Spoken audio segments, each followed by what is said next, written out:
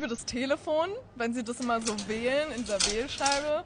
Generell alle Schrottplatz-Sounds finde ich immer sehr cool. Das Telefon. Und der Papagei. Ja, der Papagei, der ist cool. Es gibt ein Geräusch, immer wenn Sie in die Zentrale gehen, dass sich da so eine Luke öffnet, dieses Klack. Ich kann es nicht nachmachen, aber es klingt fantastisch. Spielen wir ein. Den Papagei. Ja, der ist ja gefühlt in jeder Folge zu hören. War schon so Flammen ganz interessant, wenn man das so hört. Das Geräusch Blackie, Blackie, ich bin Blackie. In einem Schloss irgendwie so und da gab es so ein Türquietschen und das, keine Ahnung, das fand ich, das ist mir so im Kopf geblieben, wo Peter sich übel erschrocken hat.